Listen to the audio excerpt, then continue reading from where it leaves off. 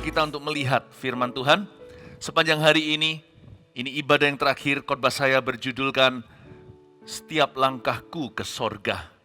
Sedikit review ibadah 1, saya bicara banyak tentang hidup kini. Kalau kita tahu ada kehidupan setelah kematian, jangan sia-siakan hidup ini. Apalagi kalau kita tahu kita akan mati. Jadi di ibadah yang ke-1 saya ajari kita jangan hidup malas-malasan. Jangan sia-siakan kasih karunia. Lalu ibadah sebelum ini, yaitu ibadah kedua, saya lanjutkan dengan banyak membahas tentang tubuh kemuliaan. Selama ini yang kita mungkin belum pernah pikirkan atau bagi sebagian orang penasaran, orang yang mati dalam Tuhan itu dikasih badan apa ya? Apakah Tuhan itu menciptakan badan baru dari tubuh yang lama ini yang penyakitan? Apakah kita dikasih suatu tubuh kemuliaan, yaitu badan kita di dunia ini diperbaiki di situ? Atau sama sekali baru? Itu saya jelaskan. Ternyata Tuhan menciptakan tubuh kemuliaan yang tidak ada hubungan dengan badan Anda sekarang. Good news-nya, jadi di sorga kita nggak sakit-sakitan. Ini bukan dongeng cerita atau tahayul, bukan superstisi, karena firman Allah cukup jelas, nggak perlu dikurangi, nggak perlu ditambahi. Tadi saya jelaskan. Nah, karena itu ibadah yang sekarang ini saya mau bicara tentang kelanjutannya, yaitu di 1 Korintus 15. Mari kita bicara tentang akhir zaman ya. Bicara soal pengangkatan, mari kita buka sama-sama 1 Korintus pasal 15, ayat yang ke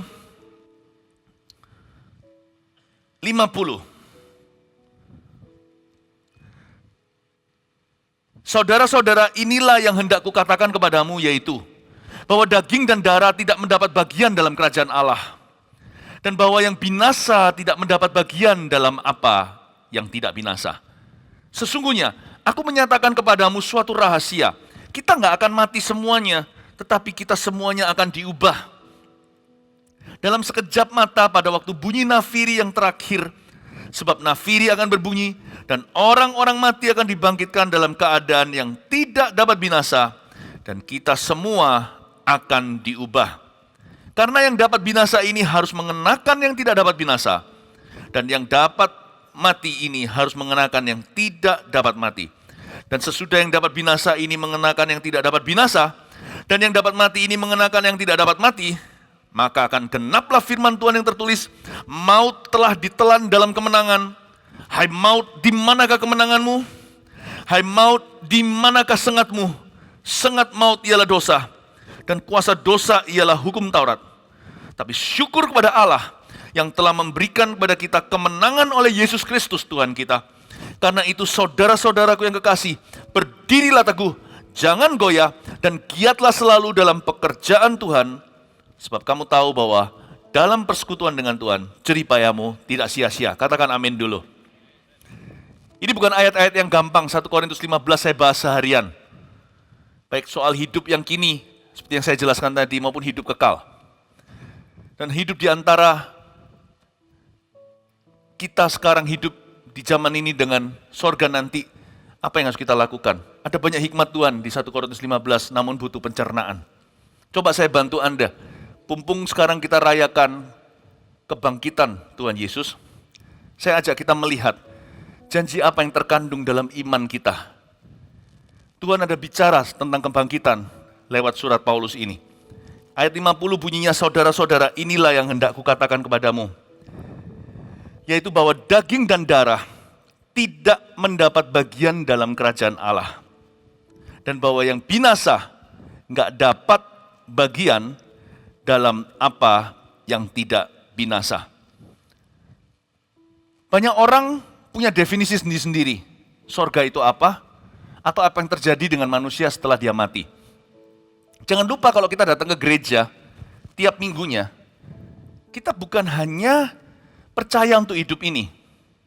Kadang-kadang kita lupa. Bahkan khotbah-khotbah di dalam rumah Tuhan juga seputar menolong kehidupan kita sehari-hari.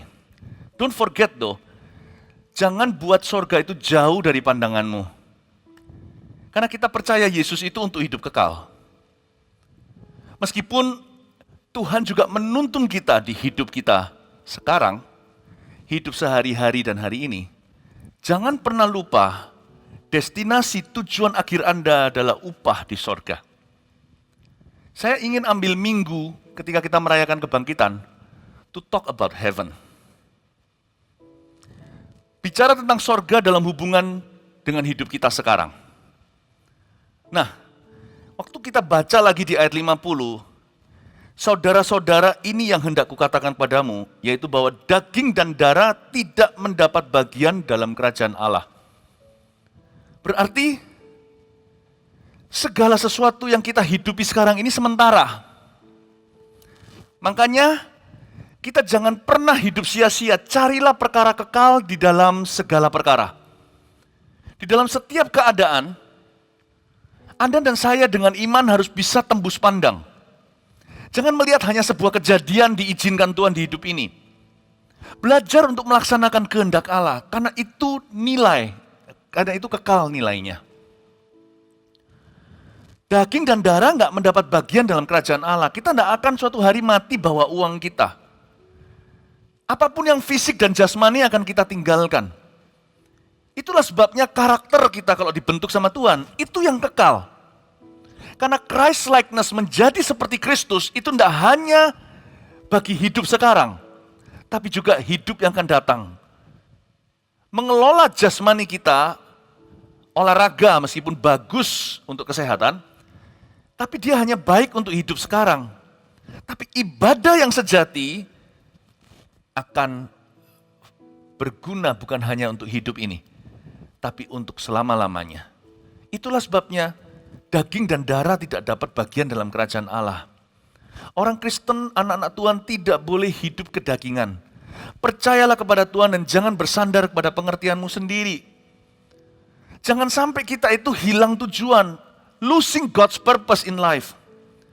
Apapun profesi kita, dan apapun kondisi situasi yang kita hadapi, God has His perfect will. Allah punya kehendaknya yang sempurna, dan Allah menaruh kekekalan di dalam hatimu, sekalipun Anda dan saya tidak tahu masa depan kita, tapi Tuhan membuat segala sesuatu indah pada waktunya, kata pengkhotbah.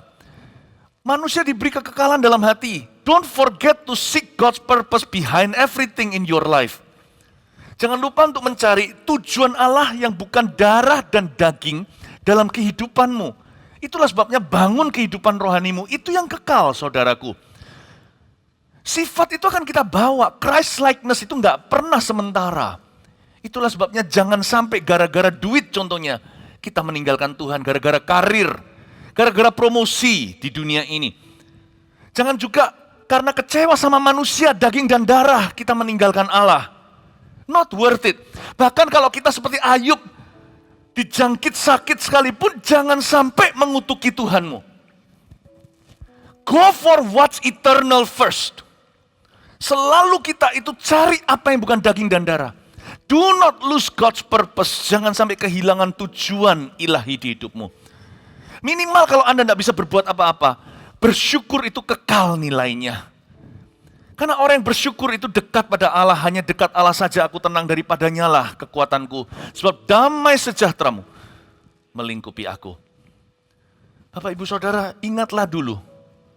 Di hidup yang sementara ini banyak godaan dan cobaan. Bahkan banyak hal yang kita tidak mengerti sama sekali. Namun ingatlah, hidup tidak berhenti di sini sampai kita mati. Bagi orang yang percaya pada Tuhan Yesus, kita percaya ada upah di sorga. Upah di sorga itu bukan salary atau gaji ya. Nanti dikit-dikit melayani kita minta upah sama Tuhan.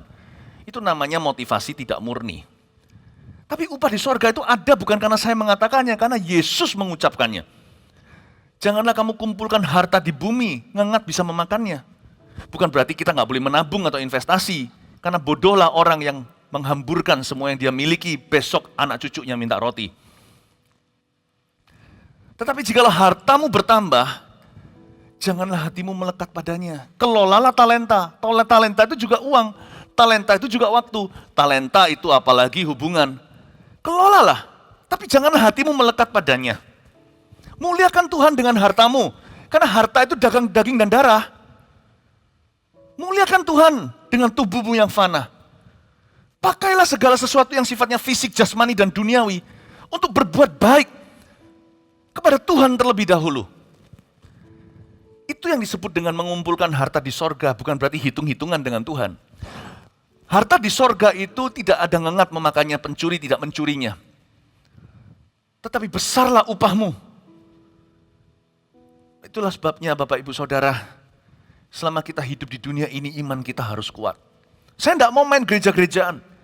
Saya tidak mau main agama-agamaan. Saya hidup di dunia ini nggak cari agama kok. Kalau tidak ada sorga neraka, saya di hidup ini akan cari kesenangan saya.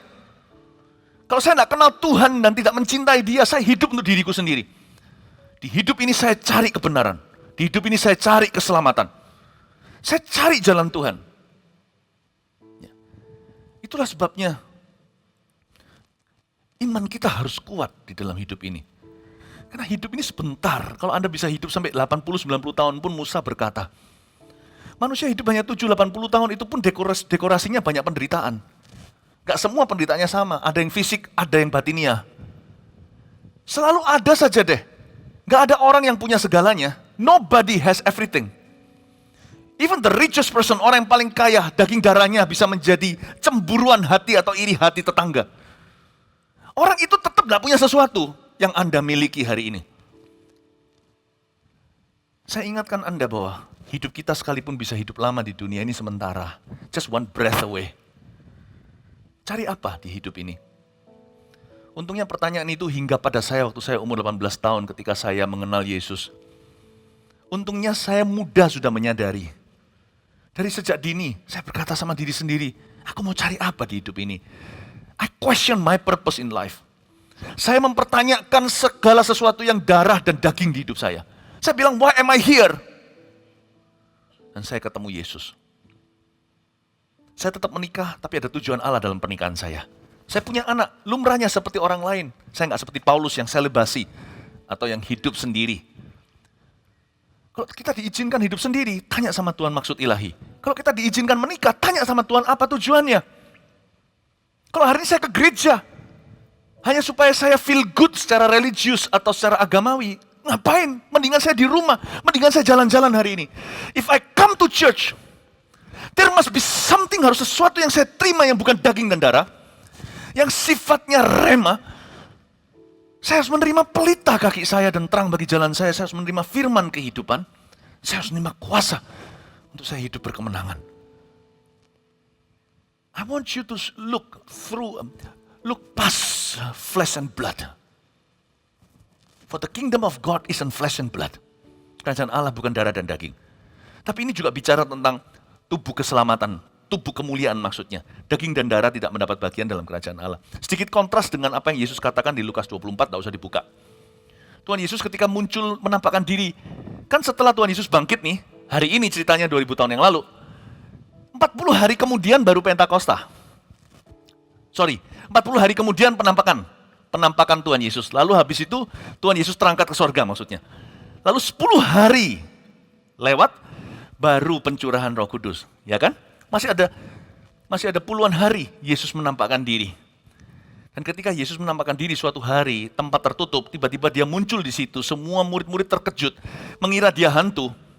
Yesus memberikan kepada mereka rasa aman. Tenanglah murid-muridku, hantu tidak punya darah dan tulang. Dia berkata flesh and bone. Di sini dikatakan flesh and blood tidak mendapat bagian dalam kerajaan Allah. Yesus berkata flesh and bone. Daging dan tulang hantu tidak punya. Lu orang punya makan, gitulah kira-kira. Minta makanan untuk menunjukkan atau membuktikan bahwa Yesus itu nyata, maka dikasihlah ikan goreng. Yesus makan ikan goreng. Lalu Thomas disuruh mencucukkan tangannya ke dalam lubang yang ada di tangan dan juga di lambungnya. Flesh and bone. Saya beritahu di sini artinya apa? Bahwa tubuh kemuliaan Tuhan tidak dari darah manusia yang kotor. But is a new bone. Tubuh kemuliaan badan, glorious body. Itu nyata. Jadi kita nanti kalau mati, yang mati di dalam Tuhan disebut bahagia. Salah satu alasannya bukan hanya karena kita diselamatkan, tidak masuk neraka, tapi kita diterima masuk dalam sukacita Bapa, tapi kita nggak gentayangan. kita semua akan dikasih badan yang baru, yang flesh and bone created by God alone. Kita bukan Kasper, atau seperti abu-abu yang menguap di udara, seperti asap. Nanti kalau orang yang mati dalam Tuhan, itu dikasih badan sama Tuhan. Saya nggak ulangi ibadah sebelumnya, saya khotbah apa. Saya jelaskan badannya seperti apa kata firman Tuhan. Tapi intinya, Anda tidak kentayangan. Karena itu, jangan pernah berdoa sama orang mati, mereka tidak di sini. Jangan sembayang sama orang-orang kudus bahkan. Mereka nggak di sini, mereka nggak mau diganggu. Kalau saya mati, meninggal dunia, saya nggak akan mau anak-anak saya ganggu saya. Karena Alkitab mengatakan saya sudah istirahat dari jeripaya saya. Kalau 1 hari sama dengan 1000 tahun, Alkitab kan ngomong begitu, 1 harinya Tuhan itu seperti 1000 tahun.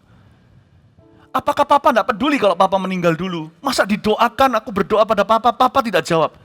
Papa tidak mau, nomor 1. Kedua, Anda tidak bisa tembus, ada jurang terpisah. 3, bagi Papa loh, bukan Papa nggak peduli atau sayang. Bagi Papa cuma berapa detik atau berapa menit lagi ketemu sama Anda. Di sebelah sini, ini puluhan tahun. Kalau 1 hari sama dengan 1000 tahun, berarti 20 tahun lagi kalau Anda baru meninggal dunia, reuni ketemu sama orang yang telah meninggalkan Anda. Di sebelah sana, kira-kira cuma terasa setengah jam saja. Nggak apa-apa nggak telepon gitu loh. Nggak apa-apa nggak telepon. Nggak perlu lebay. Kalau saya mati dulu nih, 20 tahun lagi Anda nyusul. Anda nunggunya lama 20 tahun. Tapi di sebelah sana cuma nunggu 30 menit doang. Dalam kekekalan. Meskipun di kekekalan tidak ada waktu. Jadi bagi dia no big deal gitu loh. Nggak bicara sama Anda selama itu. Anda yang kerasa ditinggalkan sekian lama. Mereka menunggu di pintu gerbang surga itu sebentar saja. Don't talk to the dead. Karena darah dan daging dan darah tidak mendapat bagian dalam kerajaan Allah. Disinilah banyak kepercayaan salah jalan. Makanya saya bilang apa? Kalau kita cari kebenaran, kita akan nemukan firman. Kalau kita hanya cari sekedar sesuatu kita percayai, tradisi aja bisa. I don't want to be traditional in my thinking, I want to be renewed. Saya tidak mau menjadi seorang Kristen yang bahkan tradisional saja. Saya mau menjadi seorang anak Tuhan yang diperbaharui pikirannya oleh firman. Don't talk, don't pray to the dead. Percuma itu. Berarti orang-orang yang telah meninggalkan Anda, asal mereka dalam Tuhan ya. Kalau mereka tidak dalam Tuhan ya kasihan, itu namanya binasa. Ya kita sendiri bisa merasa bersalah kok tidak jangkau mereka. Seperti Yeskiel kan gitu kan. Kalau sampai aku peringatkan satu orang berdosa, kamu harus jangkau dia, kamu tidak lakukan. Nanti kalau dia mati, darahnya tertumpah atas kepalamu. Artinya, you yang guilty. Aduh perasaannya gimana ya, nggak bisa maafkan diri sendiri kalau Papa binasa karena kita tidak pernah memperkenalkan Yesus, padahal kita kenal dulu. Egois sekali kita simpan sendiri. Tapi kalau orang itu yang meninggalkan Anda sudah di dalam Tuhan meninggalnya, tenang. Anda jangan merasa sepertinya pisah selama-lamanya. Enggak, sebentar lagi reuni. Tapi jangan cepat-cepat dulu, tugasnya masih banyak. 1 tahun, 1 hari 1000 tahun. Itu saya pernah hitung-hitung. 20 tahun itu setengah jam. Kalau nggak salah matematika saya. Kalau Anda terpaut 40 tahun aja sejam doang, 60 menit ketemu. Sebelah sana itu tidak pernah terasa lama. Sebelah sini yang rasa aduh Tuhan forever, ditinggalkan orang yang kita cinta. Makanya jangan sia-siakan. Hidup kita ini sementara di sini, jangan main-main. Jangan main-main. Dan orang yang meninggalkan Anda asal dalam Tuhan, jangan Anda penasaran, mereka sudah punya badan. Mereka itu in a real place, di tempat yang nyata. Karena heaven is material. Cuman bukan terbuat dari flesh and blood. Sorga itu material. Sorga itu nyata. Hanya beda aja materinya dengan Tuhan mencipta dunia. Karena the corruptible tidak menjadi bagian, karena dikatakan bahwa yang binasa nggak boleh dapat bagian dalam apa yang tidak binasa. Tuhan nggak akan pakai materi-materi kita di sini. Tuhan nggak akan pakai tulang kita, otot kita, sel-sel tubuh. Tuhan cipta baru. Tuhan tidak pakai aspal dunia, pasir di sini. Tuhan tidak pakai batu. Tuhan bahkan tidak pakai marmer dan granit yang ada di dunia ini untuk membangun surganya. Totally different creation. Seperti bedanya daging ikan kakap. Dan bedanya juga dengan daging manusia. Masing-masing dikasih tubuh oleh Tuhan. Beda-beda, nggak bisa dibandingkan. Namun demikian, seperti ikan kakap itu dagingnya nyata, kalau dimakan pun terasa. Ikan hiu juga sama, jangan dimakan badannya, siripnya, meskipun dilarang. Tapi sirip itu mahal dan enak, bukan? Beda-beda. Ikan kakap jangan berpikiran picik mengira bahwa di luar dia tidak ada daging seperti dia. Nggak masuk akal dagingnya bisa gimana. Dia belum ketemu sama buaya. Buaya itu kulitnya aja nggak bisa ditembus, belum ketemu sama badak. Jangan kira bahwa realita kita di dunia ini everything we know. Alkitab cukup memberitahu kita apa yang cukup untuk hidup kemenangan atau hidup kekudusan. Kita nggak usah curious, penasaran mau cari tahu, banyak hal yang kita perlu tahu di hidup ini aja kita belum pelajari. Pokoknya Alkitab berkata begini, bahwa heaven is a material place, tempat yang sangat sungguh-sungguh material, real but different. Nah hanya beda, better, lebih baik. Karena di Alkitab dikatakan bahwa yang binasa, materi-materi dunia ini, termasuk tubuh dan badanmu, tidak bisa dapat bagian dalam apa yang tidak binasa. Berarti orang yang meninggalkan Anda, yang cinta Tuhan pokoknya, dia di tempat yang nyata, dalam badan yang nyata, sekarang secara fisik bersama dengan seorang pribadi, secara fisik pula, bahkan bisa mencucukkan tangan di lubang pakunya. Mereka sudah bersama dengan Yesus, Yohanes 14. Supaya di mana aku berada, kamu berada. Supaya kemana aku pergi, kamu bisa pergi ke situ. Akulah jalan kebenaran dan hidup, tidak seorang pun dapat datang kepada Bapa, kecuali melalui aku. Tuhan berkata, jangan gelisah hatimu, percayalah kepada Bapa, percayalah kepadaku. Karena di rumah Bapakku ada banyak tempat tinggal. Semua Yesus katakan Yohanes 14, bukan rohani. Semua jasmani, tapi beda fisik. Supaya Anda tidak penasaran kalau ditinggal oleh orang yang Anda kasih, asal dia dalam Tuhan. You don't worry. Be still and know that He is God. Tenanglah jiwamu, ketahuilah, mereka baik-baik saja bersama dengan Tuhan di tempat yang nyata. Amin. Berbahagialah yang keluarganya sudah semua dalam Tuhan. Yang belum itu loh yang celaka. Gimana kita punya pewahyuan gini, lalu sadar bahwa kita belum berbuat apa-apa, lalu mama meninggal dunia. How do you face yourself for the rest of your life? Kalau itu suaminya atau istrinya, how do you face the rest of your life knowing, tahu, bahwa Anda tidak akan berakhir di neraka karena Anda punya Yesus? Tapi Yohanes 3 ayat 36 berkata, barang siapa punya anak, dia punya kehidupan, tapi barang siapa tidak punya anak, dia tetap dalam murka Allah. How do you face yourself? Kalau Yesus dibangkitkan hari ini kita rayakan, terjadinya 2000 tahun lalu. Berarti setiap orang mati akan dibangkitkan untuk dihakimi. Kalau Yesus hidup secara badani, semua kita juga secara badani menerima upah kita atau akan disiksa. Now how do you face yourself? Gimana Anda menghadap dirimu sendiri di cermin suatu hari, tahu bahwa terlambat buat mama. Mama sudah masuk neraka. Itu bukan pekerjaan, itu bukan tanggung jawab gereja. Tanggung jawab Anda sebagai orang Kristen di rumah. Gereja kan lakukan bagiannya. Gereja itu jala. Tapi Andalah yang berdoa agar ikan itu masuk ke jala itu. Karena kerajaan surga itu seumpama pukat. Ini gedung percuma kalau bukan Injil diberitakan. Sungguhan. Ini hanya pukat karena pesan yang diberitakan dari sini setiap minggu dan setiap waktu. It's time to get your family members saved. Jangan ditunda lagi tahun ini, please jangan tunggu pandemi berlalu. Bagaimana kita bisa menghadap diri sendiri karena yang dapat binasa tidak bisa mendapat bagian dalam apa yang tidak binasa. Amin. Ayat 51, sesungguhnya aku menyatakan kepadamu suatu rahasia.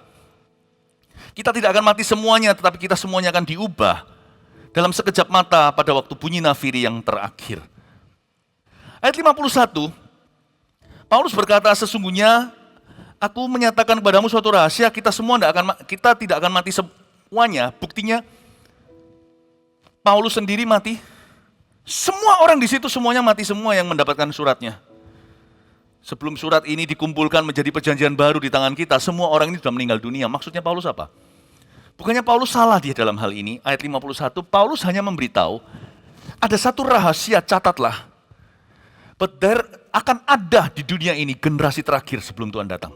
Cuman kita nggak tahu kapan atau generasi yang mana. Itu aja rahasianya. Itu rahasia Allah. Yesus pun nggak sok tahu padahal dia adalah anak Allah. Tuhan Yesus berkata, tak seorang pun tahu hari itu. Anak pun tidak, hanya Bapa yang mengetahuinya. Kenapa Yesus ngomong gitu? Katanya Yesus itu adalah Allah. Katanya Yesus anak Allah, Allah Bapa, Allah Putra, Allah Roh Kudus adalah satu.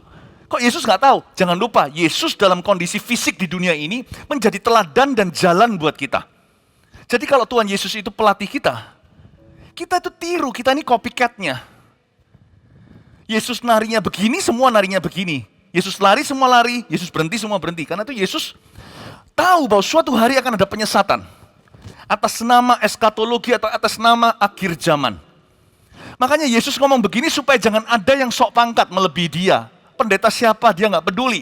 Sekalipun bisa bangkitkan orang mati. Yesus sudah berkata gini, anak pun nggak tahu. I choose not to know.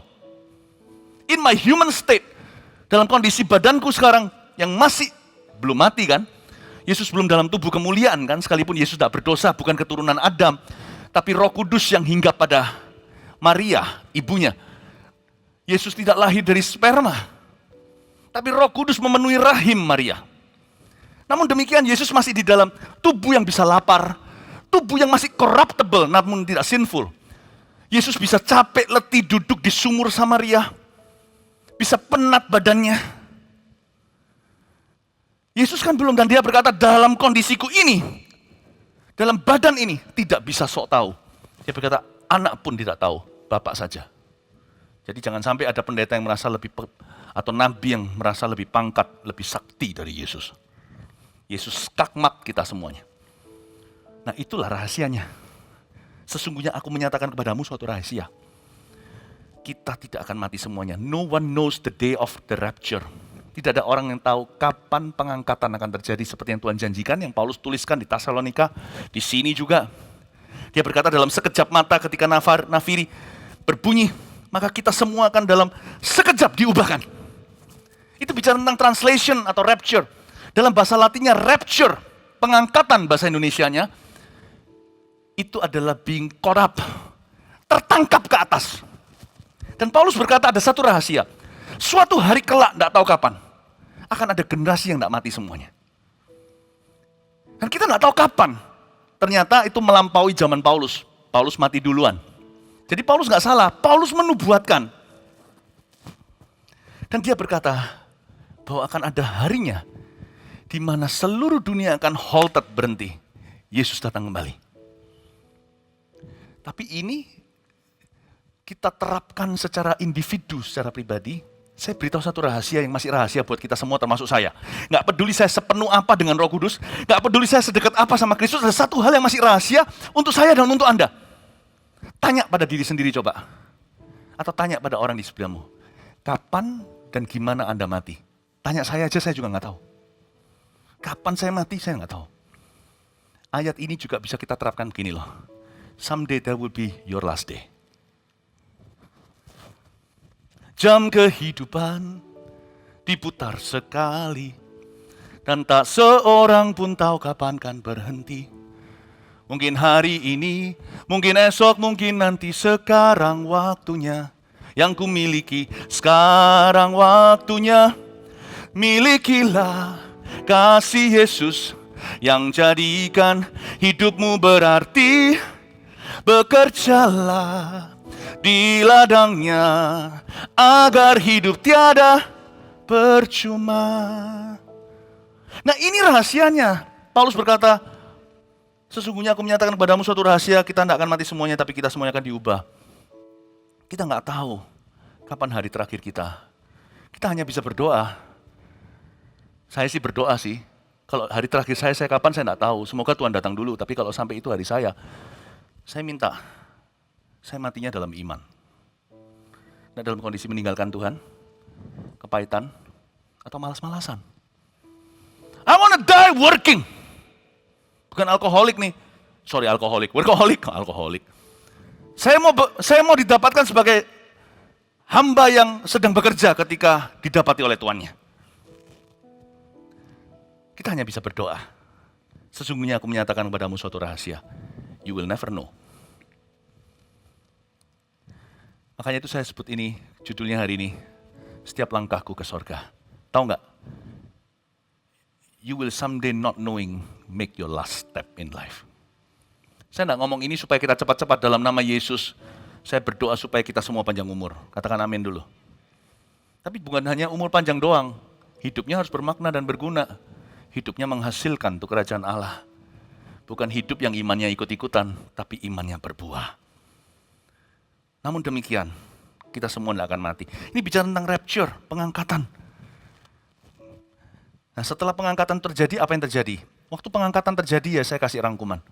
Yang pertama dibangkitkan. Waktu kita, ini ceritanya nih, ini pakai imajinasi sedikit. Waktu kita semua diangkat. Oke? Pernah saya ajarkan, waktu saya ajarkan seri kitab Wahyu. Tapi saya nggak perlu panjang lebar di sini. Karena fokusnya bukan itu. Kita diangkat nih. Sebelum kita diangkat, in the split of a second, dalam hitungan per 10 detik katakanlah, misalkan. Itu yang Tuhan bangkitkan dulu adalah orang-orang yang telah mati mendahului kita. Jadi yang masih hidup, yang tidak mati hari itu, yang Tuhan datang dulu atau datang kembali, itu nanti kelas kedua. Kelas pertama orang yang meninggal dulu.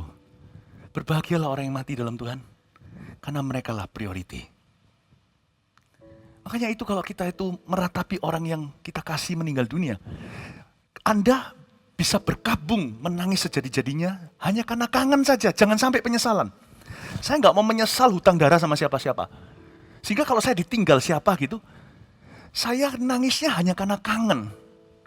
Nangisnya karena sedih. Tapi bukan menyesal. Nangis menyesal dan nangis sedih itu beda loh. Saya bisa sedih saya nggak seberapa karena ada pengharapan menopang. Karena saya tahu saya akan reuni. Tapi orang yang menyesal, apalagi orang yang meninggalkannya itu binasa, dia punya sedih itu alangkah, aduhai luar biasanya. Tidak ada tumpuan kaki, sumur atau jurang di hatinya. Karena dia tahu everything terlambat sudah. Itu lain loh ya. Lain.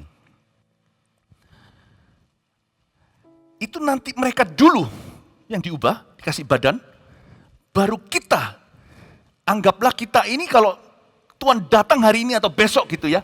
Pengangkatan terjadi seperti yang dinubuatkan di kitab Wahyu. Paulus tulis dalam surat-suratnya, Yesus pun ngomong gitu. Tuhan Yesus, kalau hanya nabi-nabi atau murid-muridnya kita boleh ragu. Di Injil tertulis, 2 orang jalan sama-sama, bekerja di ladang, 1 hilang. 2 orang seranjang, 1 hilang. 2 orang berada di itu loh batu penggilingan, yang 1 lenyap. Yesus ngomong begitu. Saya percaya pada Tuhan Yesus. Saya percaya sepenuhnya. Sekalipun saya bisa mikir, saya bukan orang bodoh. Tapi ada banyak hal nggak bisa masuk logika. Bukan berarti otak saya nggak berguna. Saya tahu there are truths that the brains alone cannot process. Ada kebenaran-kebenaran yang otak kita pun sebrilian apapun tidak akan bisa proses.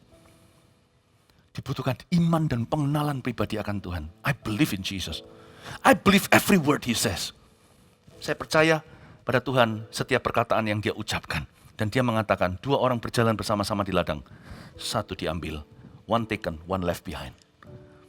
Dan ketika kita diangkat, ceritanya misalnya, apa yang terjadi adalah pemberian badan sorgawi yang saya jelaskan di ibadah sebelumnya, itu dikasih kita di udara.